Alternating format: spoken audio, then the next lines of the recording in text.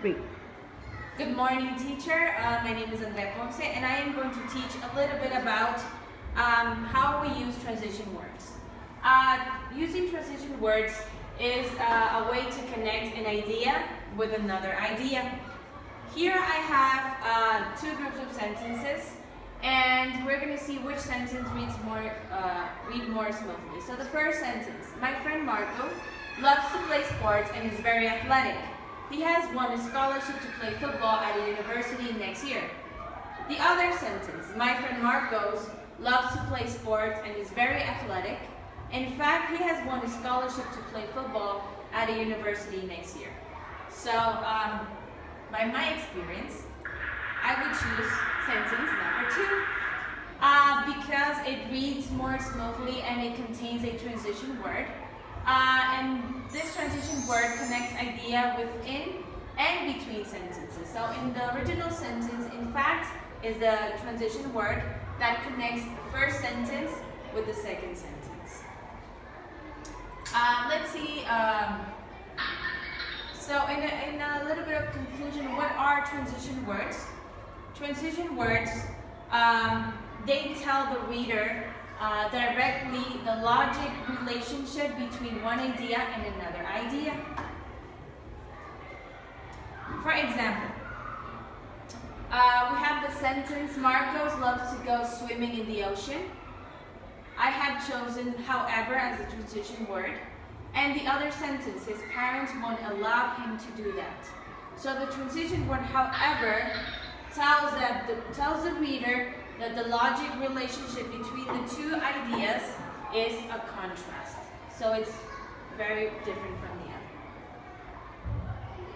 Okay, so the transition words, they help a lot in the writing to make it more coherent, and they create connections between one clause and another clause, one sentence and another sentence, one group of sentences and the next group of sentences. So we're going to see some examples. So the first one is joining two independent clauses. One way of joining these two independent clauses is when we use a semicolon, a transition, and a comma. For example, here is the sentence, an independent sentence. Marcos is a great swimmer, and the other independent is very good at scuba diving. And if I want to connect both sentences, I would use a transition word. Furthermore, but before that, we need to have the semicolon and the colon to connect both ideas. Connecting two sentences. We can use a transition and a comma to tell the reader the logic relationship between both sentences. So the first sentence is Marcos is very athletic, and the other sentence, he plays 3 sports at school. And if I would like to use a transition word, this is the first sentence, Marcos is very athletic, and in fact, we have to use a comma after it, and he plays 3 sports at school, which means that both sentences are connected somehow. The placement of transition, we mostly use the semicolon, the transition, and the comma, but sometimes we can put the transition word in the middle. For example, Marcos is very athletic, and we start the sentence, we use the comma, the transition word, and the comma, and then we continue with the sentence. That is another way that we can place the transition word. We also have transitions in longer writing. When we write essays, when we write longer paragraphs, larger pieces of writing. And we can use a transition word to make the reader the logic relationship between one paragraph and another group of sentences or paragraphs and so on. And this is very useful when you want to let the reader know that you're changing from one idea to another idea. Now let's see an example. A longer piece of writing, for example, the essay, we have the introduction, the body paragraph number 1, body paragraph 2, body paragraph 3, and the conclusion. In body paragraph 2, I chose the transition word in addition, which that is connecting the paragraph 2 with paragraph number 3.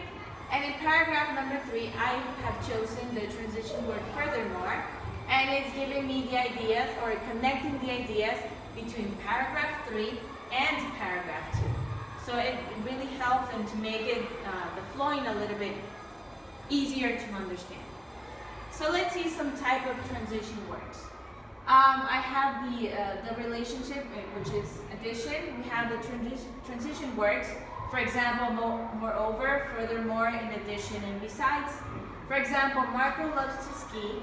Moreover, or furthermore, in addition, or besides. He likes to fish.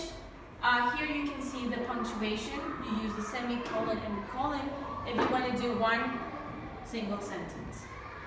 Another type of transition is when we want to reinforce or emphasize a sentence.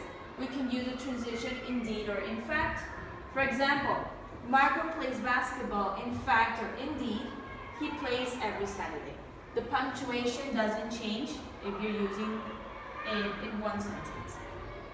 Another type of transition is to give examples. For example, for instance, in particular.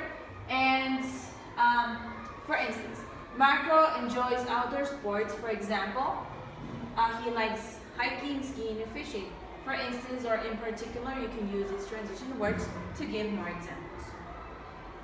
Another relationship is when we're giving contrast. We can use the transition words, however, in contrast, on the contrary, or on the other hand. Example, Marco enjoys scuba diving. On the other hand, however, on the contrary, in contrast, I think it is an expensive sport. Another type of transition is when we want to give a result or effect. We can use the transition words as consequently, thus, therefore, accordingly, hence, or as a result.